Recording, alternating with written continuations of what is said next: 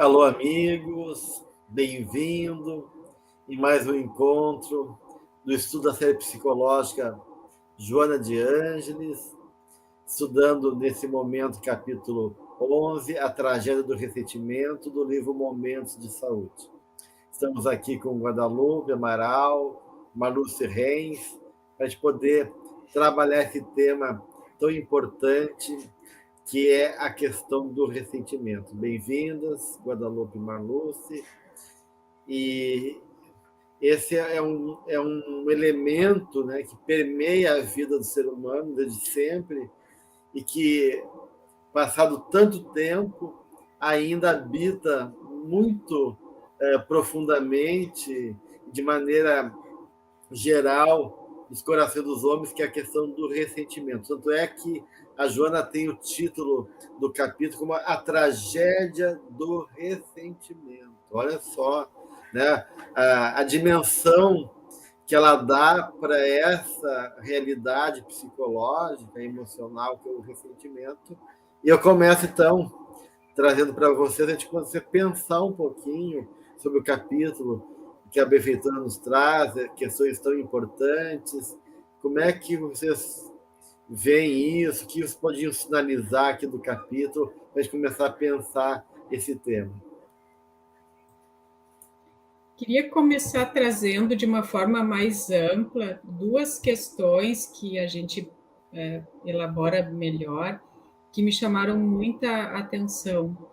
É esse fato de o ser aprisionado em si mesmo, perdendo essa oportunidade de uma vida útil, alegre, produtiva, esse autoaprisionamento, né? Me chamou muita atenção, e como uma grande questão. E outra coisa que me chamou muita atenção é o quanto a Joana de Ângeles, nesse capítulo, ela traz essa ligação muito direta com as doenças, com esse impacto no corpo físico. O quanto ela traz que toda essa questão do ressentimento impacta muito diretamente no corpo físico. E mesmo a gente sabendo que, claro, o corpo é esse catalisador, enfim, aqui ela é muito pontual nisso. Então, são duas grandes questões que eu trago assim para a gente elaborar mais dentro de outras, mas que é o que mais me chamou a atenção, esse autoaprisionamento, né, essa perda a todo momento de oportunidades e o quanto essa energia revolta realmente se transforma em doença, coagula como doenças, e aí ela vai citando. Eu também confesso que eu fiquei bastante tocada pelo título do capítulo, A Tragédia, né? A Tragédia do Ressentimento, porque Joana de Ângeles vai dizer em um outro momento, né, que o ressentimento ele é injustificável, porque ele acaba consumindo aquela pessoa que dá guarida a ele, né? E aí isso tem uma série de repercussões no campo emocional, no campo físico, como estava colocando, né, Guadalupe? E também, como eu gosto muito dessa introduçãozinha que ela faz ali, ela começa falando do perdão, né? Então, dessa relação entre ficar preso nessas algemas do passado, que a gente precisa, então, se desvencilhar delas, e aí a questão do perdão, da compreensão, né? E que o perdão vai passar daí por uma maturidade, né? Desse ego de compreender, de assimilar aquela experiência, né? Então, eu acho que ela trabalha muitos pontos aqui, mas essa questão da tragédia, no sentido de que aquilo pode nos prender, né? Impedir o fluxo da vida, e não só impedir, mas intoxicar, ela usa esse termo ali depois, né? Gerando uma série de repercussões que podem atrasar e muitas vezes uma encarnação inteira, né?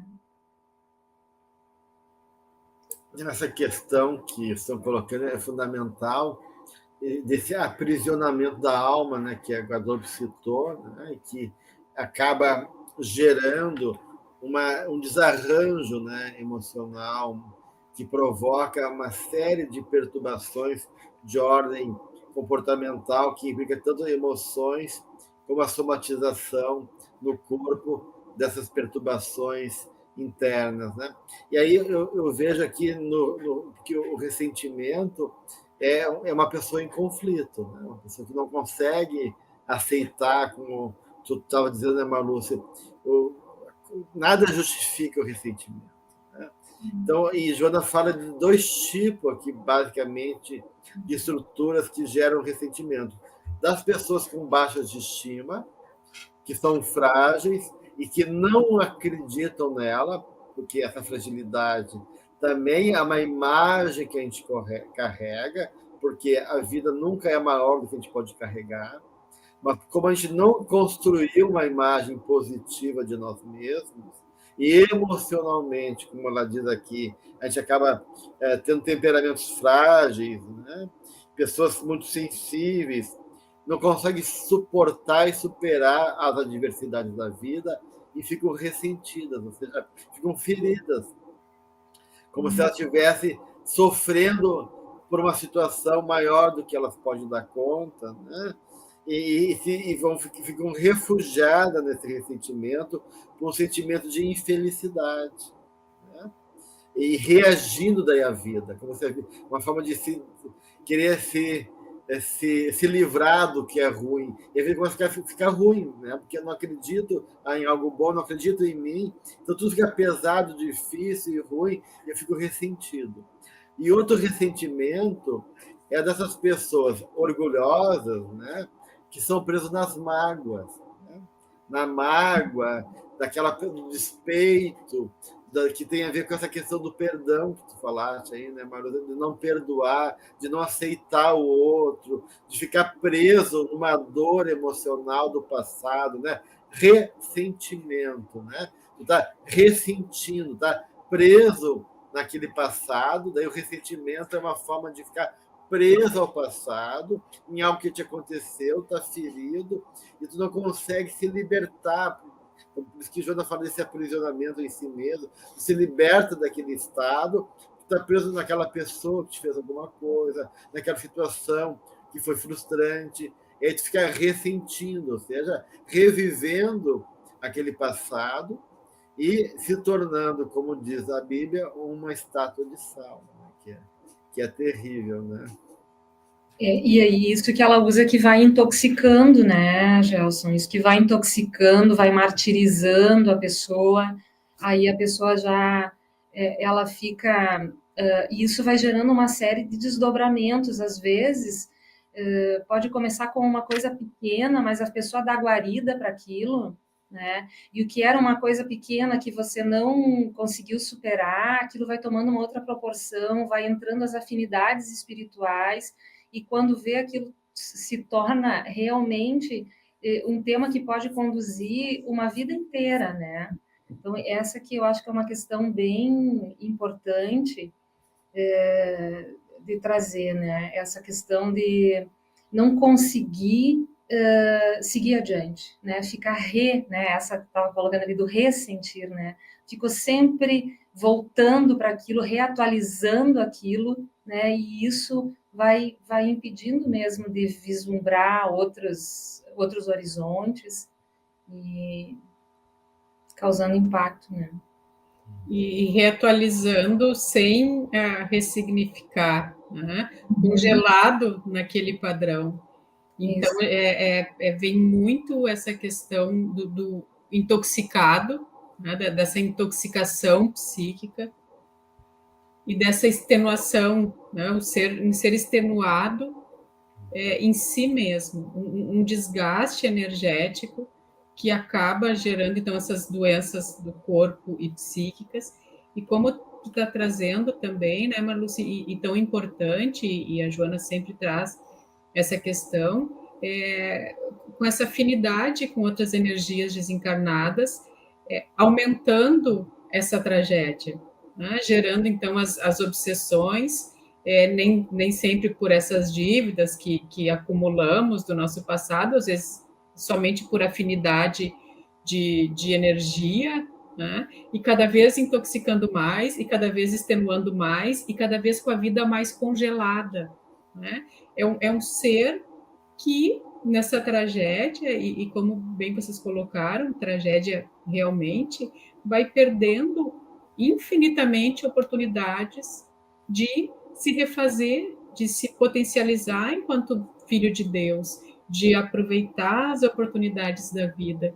Então, realmente é algo assim que acho muito apropriado, que ela chama atenção não só nesse livro, depois em outros livros ela volta, né, no Conflitos, Autodescobrimento, para a importância de nós olharmos para isso e de percebermos que só quem pode sair desse padrão é o ressentido. Né? Enquanto ele colocar no mundo, no outro, esse poder, né, ele não consegue sair daí, e às vezes são vidas e vidas, né? Quantas vezes a gente vê em atendimentos ou em livros relacionados a irmãos desencarnados, irmãos que passam, nem sei dizer quanto tempo nesse padrão. Então, realmente é muito sério, muito triste, algo que a gente tem que olhar muito, muito, muito de perto para não se perder, né, nessa questão. E aí eu acho que essa questão do ressentimento, né? Ou seja, a amargura, a mágoa, o melindre, tudo faz parte dessa dinâmica do ressentimento. E tem a ver com essa combinação psicológica de orgulho e baixa autoestima. Então a pessoa é orgulhosa, mas não tem amor próprio, né? E aí ela não consegue extrair da experiência um significado positivo. E por isso que eu trazia a imagem do ressentimento com a imagem do sal, porque nas tradições antigas, na alquimia, em outros círculos de conhecimento, o sal é uma metáfora do Cristo, para o Cristo, né? E essa associação do sal com o Cristo, ele vem justamente pela identificação do sal com a sapiência, com a sabedoria, porque vai estar lá no próprio Evangelho, né? Então Cristo é o sal sapiência, o sal da sabedoria, e vai estar lá em Mateus, por exemplo, né? Mateus 9, 49, 50, que diz: porque cada um ser salgado com fogo. Bom é o sal, mas se o sal vier a tornar-se insípido, como lhe restaurar o sabor? Tende sal em vós mesmos e paz uns com os outros. Em outro momento, né? Esse não está em Mateus, está em Marcos. Em Mateus vai ser dito assim: vós sois o sal da terra, né? Vós sois a luz do mundo. E antes dessa citação, está dito: vós sois o sal da terra. Ora, se o sal vier a ser insípido, como restaurar o sabor? Para nada mais presta, senão para ser lançado fora, ser pisado pelos homens. Então, essa relação, né, de que o sal é um resíduo, é um cristal, né? Ele é a base da vida, no sentido de que ele está ligado a qualquer experiência mais comum da vida da gente, que é o estar no mundo. O espírito reencarna e ele tem que experienciar a vida e tirar da vida o seu sal, que é justamente o resíduo que fica, que o sal no nosso corpo está no sangue, no suor e nas lágrimas, né? Então, são experiências de dor, né? De sofrimento, que libera o nosso sal, nosso suor, nossas lágrimas, o nosso choro, né? E essas vezes de sofrimento, ao mesmo tempo que são difíceis, cristalizam na experiência a essência do espírito enquanto algum significado, ou seja, uma sabedoria. Então, um cristal de sal. E aí a Guadalupe está falando dessa coagular, né, negativamente. Então, quando o sal, quando ele não é cristalizado, ele fica fixo. E aí, em vez de ser uma extração de algo, de um produto da minha experiência, ele fica fixado no passado, gerando o ressentimento, né? Então, de uma certa maneira, né, a gente pode entender o sal como esse princípio de Eros. Por isso que Joana adiante, falando que o sal tem a ver com o sofrimento, com a experiência sofrida, mas também com o Eros, com o sentimento, com o amor, né? Então, o Eros tem esses dois aspectos. De um lado, ele pode vir com uma amargura quando a nossa frustração, nossos desejos não é reconhecido, a gente fica com o orgulho ferido. ou como sabedoria, né? E aí o Jung vai dizer, num certo momento, que eu acho bem interessante, né, que lágrimas, tristeza e desapontamento são amargos. Mas a sabedoria é o consolador em todo sofrimento psíquico. Olha isso. A sabedoria é o consolador de todo sofrimento psíquico. E ele fala, de fato, né, a amargura e a sabedoria formam um par de opostos, né? Onde há falta de amargura, tem sabedoria, né? Onde não tem sabedoria, há amargura, né? Um não pode estar no lugar do outro. Então, onde tem amargura, não tem sabedoria. Onde tem sabedoria, não tem amargura. Então, eu acho que é isso que Jonas está nos convidando aqui, né? A encontrar a sabedoria da vida, de um coração aberto, que confia em si, que ama e tira o melhor da vida e não ficar preso no outro, porque o outro não me respeitou, porque o outro fez aquilo, que a vida não me deu aquilo. E aí fica uma criança caprichosa, ressentida, presa na dor, e não consegue extrair o sabor e ser esse sal que dá sentido à existência. Vós sois o sal da terra. Nós fazemos uma diferença no mundo, mas a diferença depende da nossa postura na vida. Né? E envolve esse reconhecimento de amor para nós mesmos e do amor do Pai para conosco, para que esse sal seja o sal bom, né? Não o sal insípido, não o sal da fixação do ressentimento, como a mulher de Ló, né? Que olhou para trás, né? Quando Deus diz, olha, vocês saem da cidade, né? E não olhe para trás, né? E aí a mulher de Ló olhou para trás e ela se tornou uma estátua de sal, isso que simboliza que ela ficou presa ao passado, na amargura e no ressentimento. Então, quantas pessoas na vida, né, como vocês colocaram aqui, se deixam envenenar pelo ressentimento e nem percebem que estão ressentidos, a Jona fala, né? Isso eu achei muito sério, Gelson. É. Ela diz que não percebem, né? Ela usa essa frase que eu fiquei pensando sobre isso, né? Há pessoas ressentidas que não se dão conta. Porque quando a gente fala de ressentimento, parece uma coisa que tá óbvio ali, tá? Mas que linda essa analogia que tu fizeste, né? Trazendo o sal da alquimia. Só que para a gente chegar na sabedoria, a gente tem que ter maturidade, né? A sabedoria vem com a maturidade. E justamente existe uma dificuldade ali daquele ego imaturo que não suporta ser contrariado, né? Ou não suporta que o outro não goste de mim, né? Que a gente nunca vai ser unanimidade em nada, né? Então é óbvio que durante a vida nós vamos ter pessoas que não vão concordar com nós, que não vão gostar de nós, né? E aí se tá, como tu estavas dizendo, né, já essa questão da autoestima um pouco comprometida, ali a pessoa acaba tomando aquilo sempre como uma coisa pessoal, né? Fica muito centrado nela. E às vezes nem é isso, né? Às vezes a dificuldade é do outro. Às vezes a pessoa faz uma grosseria com nós, mas não é endereçado realmente a nós, é porque é o jeito da pessoa, é a dificuldade dela, né? Mas por imaturidade desse ego, a gente acaba às vezes também tomando coisas, pessoalizando muito, né? E aí criando ressentimentos. E eu fiquei pensando que às vezes o ressentimento não é tão óbvio, porque às vezes tem pessoas que são ressentidas com a vida, né? Coisas têm perdas, ou porque eu me lembro assim, quando houve uma mudança de plano econômico aqui no Brasil, que muitas pessoas tiveram a vida bastante impactada, né? Quantas pessoas que ficaram sofrendo muito tempo com essas perdas e tiveram muita dificuldade de dar volta por cima, né? Então, às vezes acontece também coisas mais num âmbito coletivo, assim, né? Ou coisas não só ressentimentos individuais, não sei como colocar isso, mas eu pensei nessas situações mais macro também, né? Que ela começa dizendo que dessas pressões que o mundo traz, né? Sejam econômicas, sociais ou mesmo emocionais, né?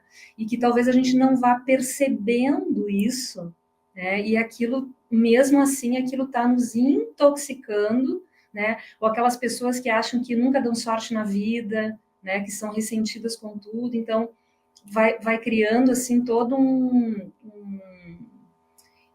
desenrolar, né? Com essa lente, né?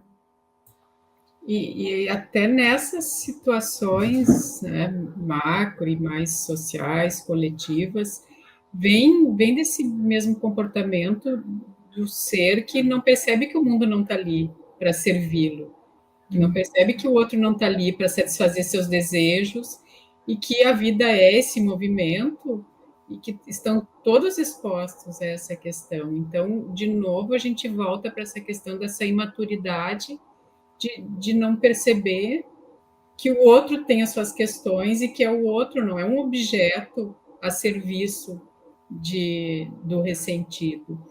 E é triste que não se perceba como a Joana traz aqui, né? O pior, o que eu acho pior, assim, em relação ao ressentido, é isso que a Marluce trouxe. A pessoa não percebe e fica naquele jogo, querendo ainda coletar simpatia do interlocutor e cada vez mais fica afastado, né? Porque fica uma pessoa ressentida, uma pessoa que não traz aquela colaboração, enfim, se encastoa. Porque ela fala em veneno, né?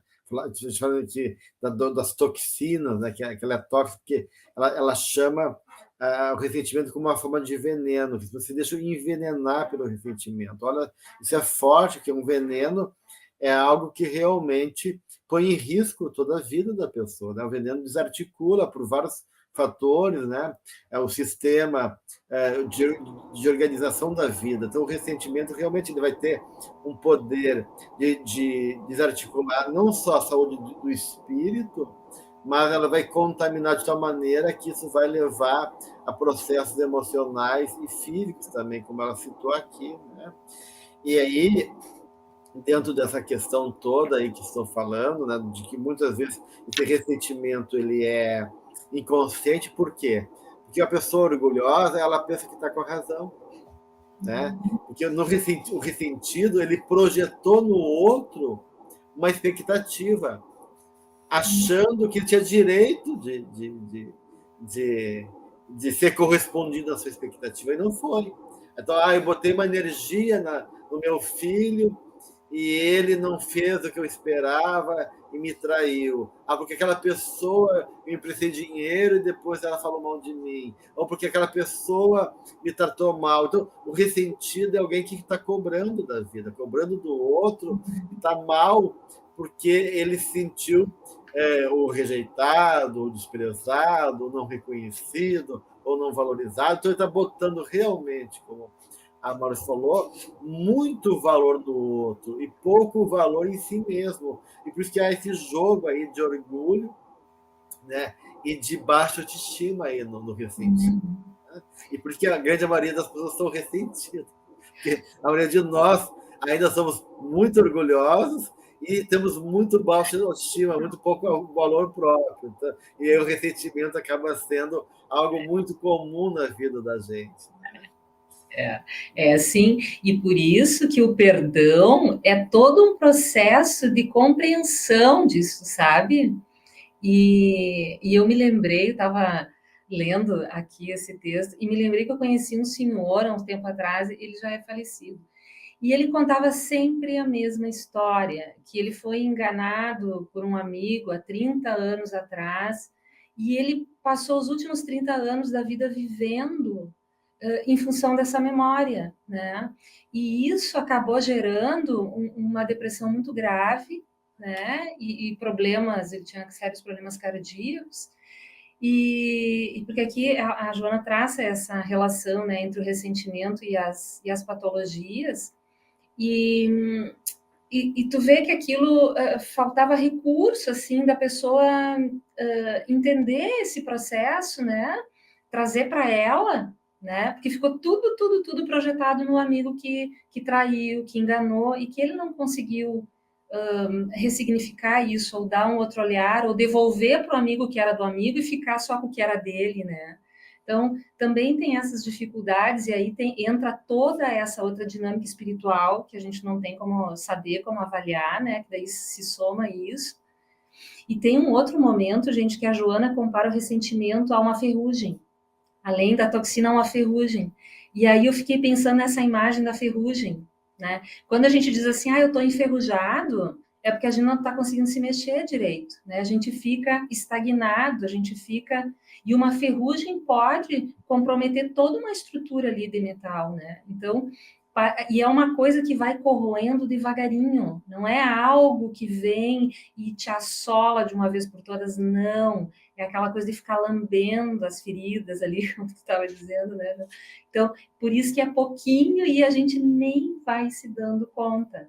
Pode começar com uma simples antipatia. Ah, fulano me cumprimentou hoje. Tá.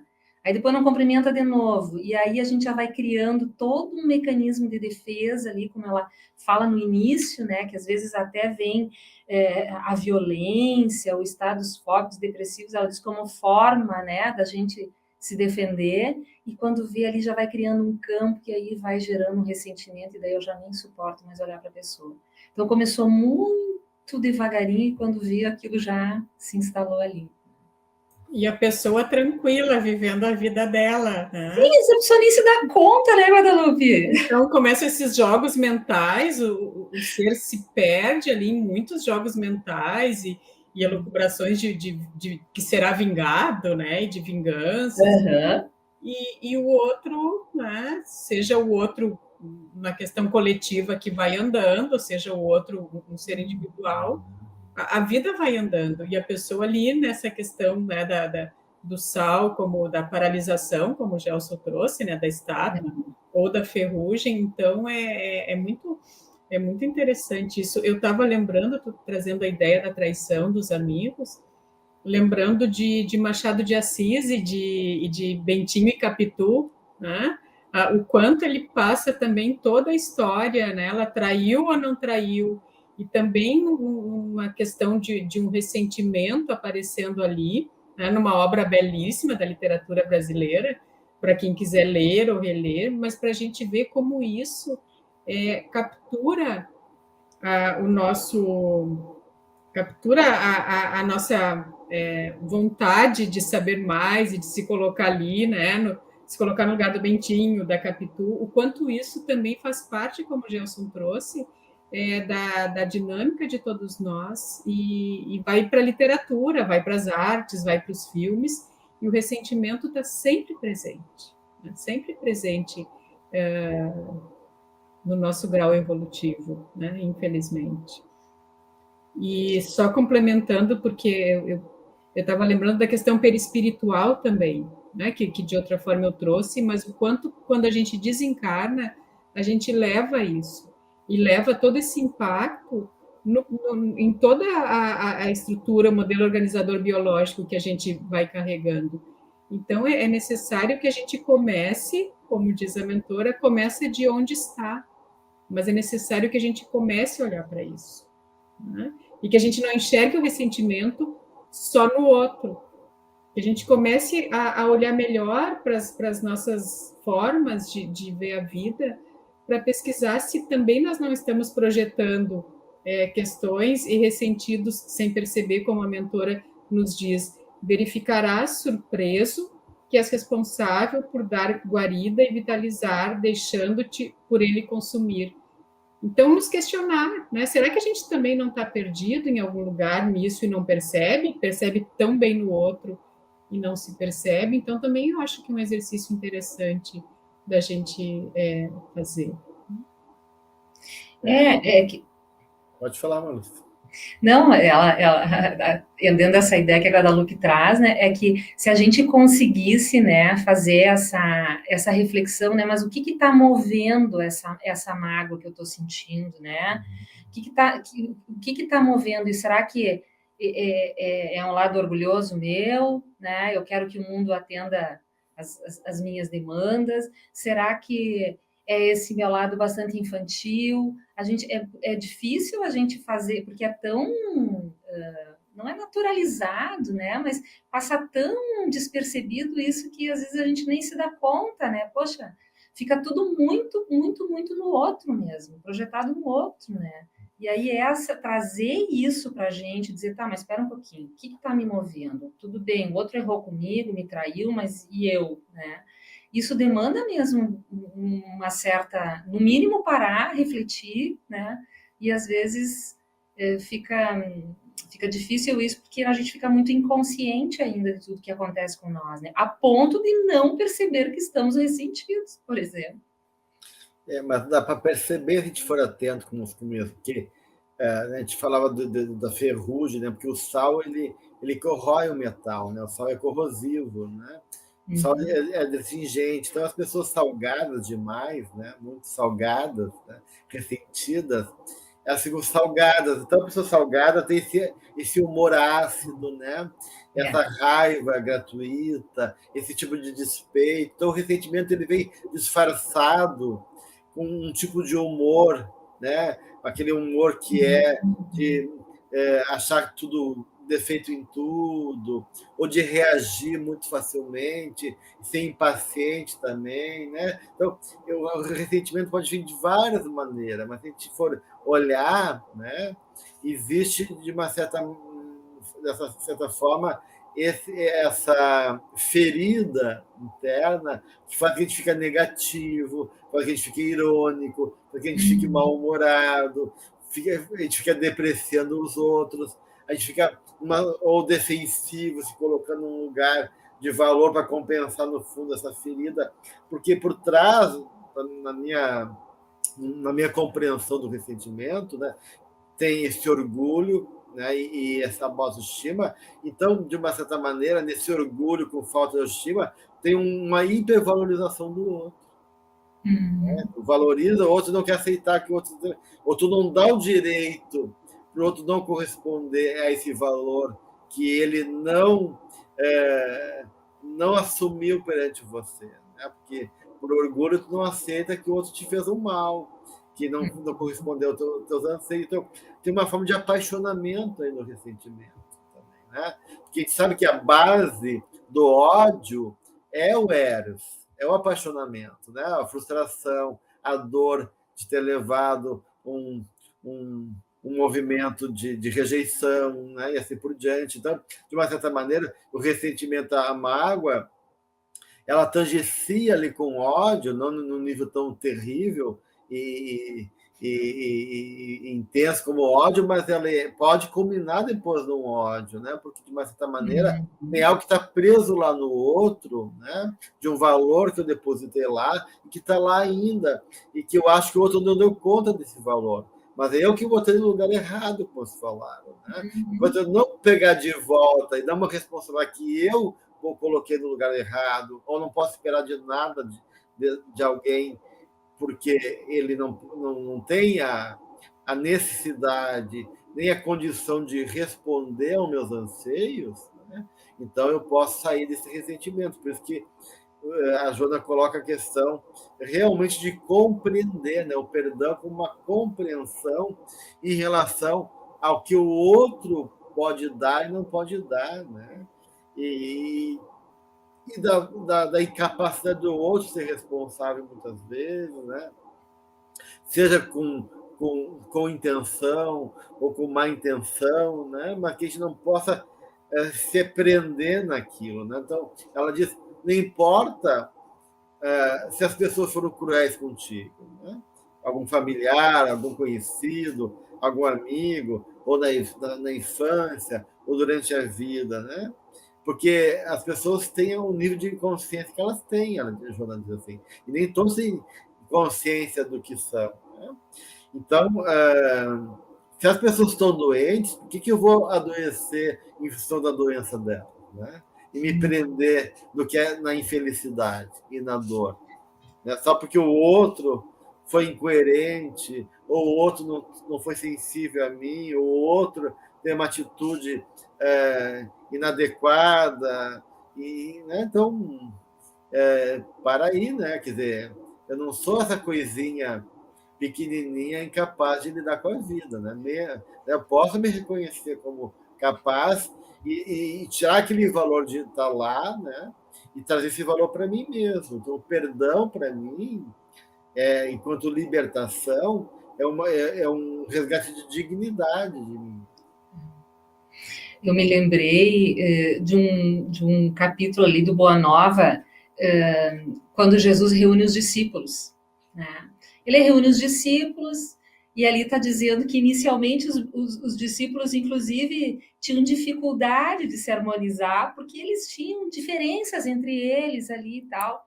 E aí Jesus começa a preparar eles para tudo que eles iriam passar, as dificuldades que eles iam ter, que eles iam enfrentar, né? E aí Jesus diz uma coisa assim, ó, que se eles chegassem em algum lugar, né, e ninguém quisesse receber eles, se ninguém desejasse ouvir o que eles tivessem para dizer, olha a resposta de Jesus, que eles se retirassem sacudindo o pó dos pés. Isso é, sem conservar nenhum rancor e sem ser contaminado por isso. E eu achei linda essa imagem de sacudir o pó dos pés. Quer dizer, não deixar acumular uma sujeira, um pó, ficar com coisas desnecessárias, né? E Jesus alertou eles, isso vai acontecer, vocês não vão ser bem recebidos, ser unanimidade, as pessoas não vão entender, mas não tem problema nenhum, não fica retido nisso. E vai e continua o teu trabalho, né? Que eu acho que é bem isso que tu estava trazendo, né? Já não ficar querendo que o outro compreenda. E eu acho que o perdão ele passa por entender a situação do outro e a situação da gente também, né?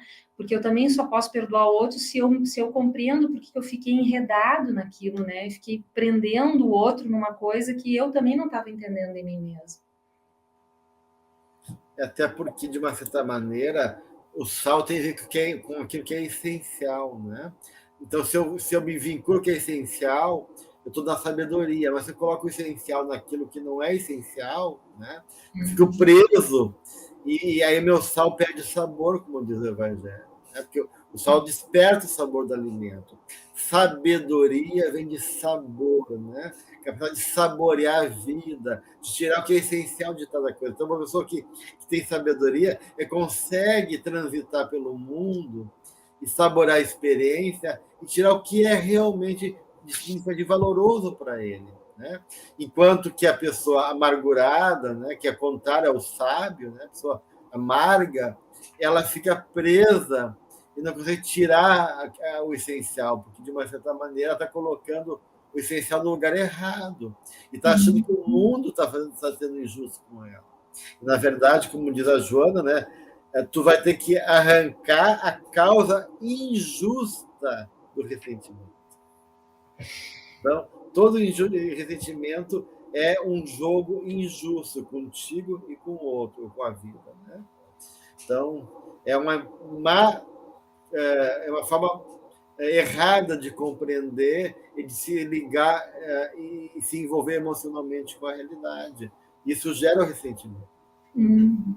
E ela continua ali redescobrindo a vida, né? Arrancar a causa injusta, despertarás de imediato em paisagens sem sombras, redescobrindo a vida e desarmando-te em relação às outras pessoas. E segue. E aí, nesse movimento, tem essa questão de se perceber livre nas suas escolhas, né? De romper com esse aprisionamento com o outro, por essas dinâmicas que a gente está trazendo, se perceber livre e entender o que também a mentora traz de forma tão bonita, e Jesus, essa questão do amor, de amar sem esperar recompensa. Porque o ressentido acaba nesse jogo também esperando essa questão, ele não se sentindo amado, se sente não amando e não reconhecendo o amor, se sente desamado. Então, perdoar a si, né, e a pessoa, se fez algum mal de fato, e realmente aprender a vivenciar o amor sem a necessidade da recompensa, né? Sem essa necessidade de uma obrigação, de vínculo, de questões assim tão presentes no que a gente está conversando. Então, essa questão do ser livre também, para mim, ela contrapõe muito com o ser ressentido, né? Ele tem que romper com esse aprisionamento para perceber que é livre e que pode amar sem pedir. E eu acho que às vezes também tem questões, eu estava pensando, né, que às vezes também o ressentimento vem em função do sentimento de impotência da pessoa. Alguém fez algo para ela, né? Ela sentiu uma raiva, ela não consegue externalizar aquilo, né? Então aquilo fica tudo dentro dela, ela não consegue reagir, aquilo vai se tornando um ressentimento, né? Porque ela não conseguiu dar conta daquela, né? Expressar os sentimentos, resolver aquilo, né? Porque a Joana trabalha muito isso, assim, como é importante a gente aprender a lidar com o nosso mundo sentimental, com as nossas emoções. Então, quantas coisas que ficam acumuladas, esse pó fica acumulado ali, porque a gente na hora não teve a habilidade de esclarecer, de saber colocar, né? Dizer, olha, isso que tu fizeste não foi legal, não me senti bem, vamos conversar sobre isso. Então, às vezes, justamente pelas nossas próprias dificuldades, aquilo tudo fica internalizado, e às vezes eu tenho uma lente, né? Uma lente um pouco distorcida, seja essa lente da baixa autoestima, todo mundo está fazendo para me prejudicar, e aí eu vou distorcendo as coisas, aí eu acho que tudo que a pessoa faz é de propósito, e às vezes não, às vezes está ali uma atrapalhação dela, né? Às vezes tem alguma outra questão envolvida ali. Tu estava falando da pessoa amargurada, né, já às vezes as pessoas que são sarcásticas, né? Às vezes por trás até já tem um adoecimento ali, né? Um quadro já complicado, de uma depressão, de alguma coisa assim. Mas de fato o convívio com essas pessoas se torna difícil, né? Então, eu acho que muito também do ressentimento é da nossa inabilidade de saber lidar com as contrariedades que acontecem, né? E claro que é fruto também da nossa imaturidade psicológica, né? Que não é fácil a gente lidar com esse campo, né? Acaba passando, me parece, por uma projeção inconsciente das questões de sombra também. De certa maneira, vai inconscientemente projetando ali o que como tu está trazendo, né, mas você não olha em você mesmo. Eu acho que fica mais doloroso quando a pessoa faz uma má leitura, porque quando a gente entra de cabeça, sem cuidado, né? Porque existe essa ideia da traição, né? A traição como quanto mais confiança eu deposito no outro, e essa confiança for ingênua, for infantil, for sem critério, mais a chance de eu ser traído, né? Porque eu estou colocando algo em cima do outro que ele não pode me dar. Então, se eu sei quem é a pessoa, eu não vou confiar de maneira individual, eu sei o que ele pode me dar, né? Então, de uma certa maneira, eu vou lidar melhor com ele, porque eu não vou esperar mais do que o outro pode me dar. Então, eu acho que de uma certa forma, o ressentimento ele acontece porque dentro dessa baixa autoestima tu fez uma má interpretação mesmo. Tu achou que tu poderia sentar naquele colo quentinho e aquela pessoa ia te acolher, e a verdade ela te derrubou do colo, né? Ela não te acolheu, né? E aí tu fica mal porque na verdade tu não está ressentido com o outro, tu está ressentido contigo mesmo também, porque tu depositou algo no lugar errado, tá chateado porque tu fez uma má escolha, né? E aí tu culpa o outro, mas no fundo tem um desacordo contigo mesmo ali dentro, né? Então, de uma certa maneira, por isso que Jona fala que é importante esse autoexame de maneira clara, enérgica, ela usa o termo, né? Para poder identificar, né, onde começou aquele processo de ressentimento. Né? Onde a minha alma está presa? O que eu não vi? Né? O que eu estou insistindo ainda? Né? Onde eu caí do cavalo e aí estou ainda culpando o cavalo pela queda e o bicho, coitado, não tem nada a ver com a história, né? Porque ele estava machucado, porque ele era um cavalo selvagem, ou não era lugar para montar, sei lá o quê. Ou eu não sei montar no cavalo, seja, de uma certa maneira, eu coloquei uma responsabilidade nele que não era da parte dele. E aí eu me senti traído, né? Por isso que, de uma certa maneira, a Jona fala assim, essas pessoas que são cruéis com a gente, que nos ferem, muitas vezes elas têm uma história de dor também. Elas também foram sofreram abuso, sofreram incompreensão, e carregam na alma delas também essas feridas. Então, são pessoas machucadas, né? Que nem porco-espinho. Não dá para chegar muito perto que vão se pinicar. Então, a gente tem que aceitar, né, que, de uma certa maneira, né, também tem uma ferida dentro delas, né, que faz ela agir assim também com o outro. Só que a gente não pode perpetuar essa cadeia, né? Tem que quebrar isso. Nosso papel é, poxa, os outros foram feridos, estão me ferindo também. Mas eu não preciso ficar nesse lugar do ferido.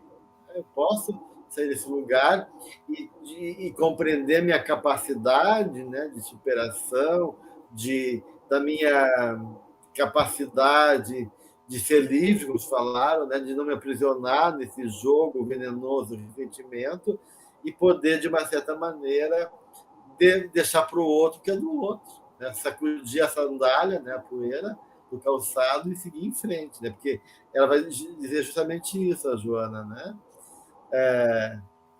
Ademais, o mal que te façam somente te perturbará se o permitires, acolhendo. Em caso contrário, tornará a sua origem, como vocês colocaram antes. Né? Então, se eu não pego para mim, eu fico preso no outro, então aquilo que é negativo, que é de mal naquela história, vai voltar para a pessoa que gerou isso.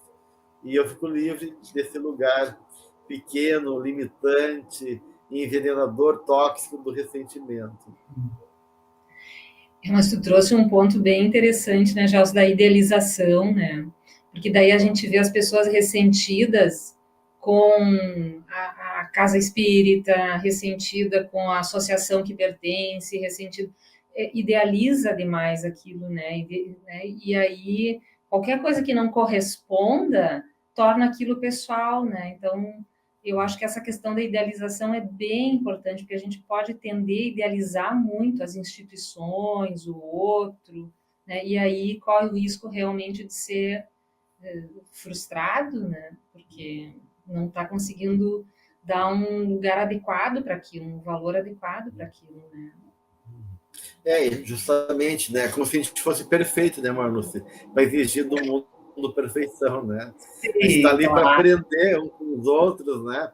Então a gente tem essa visão meio que realmente caprichosa, esse capricho infantil de querer que o outro corresponde à nossa exigência, né? Mas a gente nunca questiona se a gente consegue também dar conta da expectativa do outro, né? Então, a gente precisa saber aprender a lidar com o ser humano, né? Aceitar as limitações que é inerente.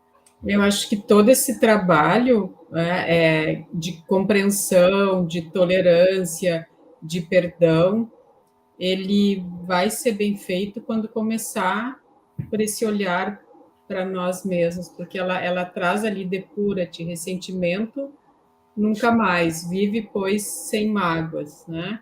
E uma forma é essa questão de, como a gente está trazendo aqui, de compreender que todos estamos aprendendo, que é necessária a cooperação, a tolerância, o perdão, mas volto assim a frisar para aqueles que nos assistem que é preciso esse olhar, o autodescobrimento, né? Esse olhar começar consigo, e não ficar naquele jogo, que às vezes a gente pode, né, cair nessa armadilha do nosso ego, de tolerar o próximo, esquecendo que a gente tem que fazer um trabalho interno também, porque nós não somos perfeitos, como vocês estão trazendo. Né? Então, não é só tolerar o próximo, entender o que quer dizer isso. Né? O que quer dizer isso, que é um trabalho muito mais profundo de um conhecimento de ti mesmo, das tuas questões, de que tu tem questões para trabalhar, e aí sim, de uma forma genuína, mais integrada, trabalhar a tolerância, a compreensão e o perdão, né? Para que a gente não fique só para fora de novo, né? Só lembrando, porque às vezes é a nossa tendência. E aí, gente, aqui no início, naquelas frases, né, que ela começa nas meditações iniciais, ela traz, porque o ressentimento ele é pesado, ele pesa, né? A pessoa é aquela pessoa difícil, aquela coisa que dá um peso em nós. E aí, olha, ali ela diz, né? Recuperam a alegria de viver e ser natural, amando todos com ternura, mesmo aqueles que não me correspondem ao sentimento de afetividade. Tudo agora está bem comigo, porque eu estou de bem com a vida. Então, aqui ela traz alegria, né? E quantas vezes que a gente deixa de ver as coisas com mais leveza, com mais alegria, com mais tranquilidade, né? Aceitando esses desafios da vida, e aí se torna pesado, ressentido, aquela coisa assim que não tem fim, né? Achei bonito ela trazer essa questão da naturalidade, né? E que se eu estou bem comigo mesmo, tá tudo certo também, né? Eu não preciso exigir que ser unanimidade para todo mundo, né? Então, cada um fazendo a sua parte, assim, de uma forma mais tranquila, mais leve, né? A gente está evitando também ficar preso nessas algemas que ela diz ali que nos retém, né? É interessante isso, né? Porque, como ela falou, o ressentimento ele pode se dar de várias maneiras e às vezes inconsciente. Então, a gente vê que certas pessoas que cada um vai agregando, né, nesses padrões aspectos muito pessoais. Então, o ressentimento ele vai ter também suas nuances, suas variações. Né? Às vezes, uma pessoa muito idealista, a rigidez, por exemplo. Né? Até tem um analista junguiano americano que faz toda uma relação da artrite reumatoide com a rigidez e ao ressentimento, a mágoa. Né? A pessoa vai endurecendo, vai perdendo a flexibilidade das articulações, porque tem tá realmente uma emoção ali. Então, muitas vezes, uma dureza, uma rigidez, uma exigência muito grande consigo, com o outro, muitas vezes é um tipo de ressentimento disfarçado. Né? Então, poder realmente avaliar, né, tanto esses sintomas físicos, que, de uma certa maneira, pode estar simbolizando padrões emocionais, como também esses comportamentos que o sal tende a ser devocional, né? A brancura do sal. Ele quer ser puro, né? Ele se acha melhor do que os outros, ele se acha intocável, então o sal não pode ser tocado. Então, tem essa ideia dessa brancura devocional do sal, esse ardor do sal também, que se torna num certo fanatismo exigente, impositivo, rígido, de um idealismo que é às avessas, né? Não é um idealismo positivo da busca de algo maior, de um projeto melhor, é um idealismo fechado, desse capricho pessoal daquela pessoa que vive por despeito, né? Que se sente daí, de uma certa maneira, não reconhecida e não valorizado pelo outro. Então, a gente tem que ver quanto é dinâmico e complexo esse jogo emocional do ressentimento. Sim, por isso que não é à toa que a gente nem percebe, né, Gelson? E está envolvido. E ela fala aqui da questão do cotidiano, né? Então, o ressentimento é responsável por muitas tragédias do cotidiano. Então, às vezes, aquilo está no pequeno também, né? Então, no que nos acontece todo dia. A pessoa fica fechada com a vida, né? Ela fica, de uma certa maneira, incomodada, né? Aquela coisa da antipatia que a Joana coloca aqui, né? Acha todo mundo antipático, ou se melindra facilmente, muito hipersensível, qualquer coisa, acha que o outro foi desajeitado, que o outro foi ignorante, que o outro foi descuidado com ela, né? E aí está o ressentimento também presente. Isso, e me parece que tem isso de a pessoa se recusa a assumir que fez suas escolhas. E o interessante é que quando se recusa a assumir que fez suas escolhas, está escolhendo não assumir. Então, para mim, é sempre esse círculo aprisionante e aperceptivo por parte da pessoa que quer se colocar como vítima do destino, ressentida com o outro, com o mundo, em um diálogo aprisionador, achando que não está escolhendo, que, né, foi o destino que fez isso, e está escolhendo não escolher. Então, muito me toca o fato da perda da oportunidade existencial, né, nessa dinâmica toda, porque a cada momentinho, né, a gente pode escolher quantas vezes, né, o Gelson nos traz isso. Eu acho muito importante, para mim é muito importante isso. A todo momento a gente pode escolher, pode refazer caminhos, pode reparar, pode seguir em frente a todo momento.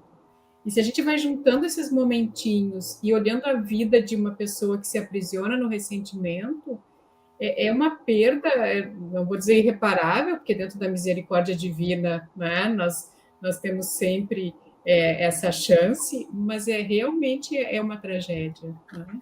Realmente é uma tragédia. Então, vamos aproveitar aqui esse material de Joana, né? O que ela está dizendo, assim, na proposta terapêutica do ressentimento? Não te algemas, né? Seja livre. E para ser livre, assim, abra teu coração. Aceita o que a vida pode te dar. Tire o melhor de cada coisa. Veja além das pequenas coisas. Reconheça que tu é amado, te ama, né? E aceite você mesmo como tu é, aceite o outro como ele é também, né? E aí tu está nessa postura de perdão, né? Que ela começa o livro, né? Do capítulo, o perdão divino dulcifica-me, acalma-me, dá-me dimensão do poder terapêutico do amor. Passo a ver o mundo e as pessoas de maneira diferente, correta, positivamente. Então, vamos ter uma atitude positiva frente à vida, né? Vamos realmente reconhecer a vida como essa oportunidade abençoada, onde eu me perdoo, que eu recebo o amor divino, Deus me deu uma nova vida, uma nova chance, uma nova encarnação para recomeçar. Olha que bênção, né? Por que eu vou ficar preso na dor, nas dificuldades, se a vida é sempre um recomeço e nesse mover circular da alma, estou sempre podendo repassar e resgatar o meu passado em favor do meu futuro, que é a plenitude, que é, então, ter essa postura positiva, confiante, né? E poder começar a fazer esse exercício amoroso comigo mesmo, né? Para que a leveza, a paz me acompanhe e eu possa não ser contaminado com esse jogo do ressentimento que tanto prejudica e impede a minha evolução. Algo mais, gente, em relação a esse capítulo, que queiram trazer para finalizar? Na última frase ali, né, Gelson, ela diz depura-te, né? Então vamos sacudir esse pó aí das sandálias, né? E começar agora, né? Ficar mais atento. Eu gostei muito, muito desse capítulo, assim, porque fala disso que acomete a todos nós, né, gente? Isso é algo muito presente na nossa vida, né? Então, não dá muita chance de se criar, como a gente diz, né? Acontece alguma coisa ali, já vamos tentar entender o que está acontecendo. E aí isso é importante, que em vários momentos ela usa verbo assim, arranca, né, a causa, depura-te, né? Não fica preso, te responsabilize por você mesmo. Ou seja, várias vezes ela está fazendo esse movimento de a gente poder realmente ser dono de nós mesmos. Né? Isso que é importante que a benfeitora está colocando. Guadalupe, alguma última questão que tu queria colocar? Não, mas gostei muito quando a Marluce trouxe, porque é uma forma que, né, coloquial, que a gente brinca, acho que é bem isso, não deixa se criar. Acho que é uma brincadeira mais saudável, assim, para lembrar, não deixa se criar, né? Nós temos essas oportunidades e tudo está aí para nos brindar, então é pela raiz, como vocês estão falando. Muito bem, então fica aí alguns comentários para ter dado conta da profundidade aqui do material da nossa querida Joana de Ângeles, e a sugestão de a gente poder repassar várias vezes o capítulo, vai assimilando cada vez mais esses ensinamentos. Um grande abraço, até a próxima vez.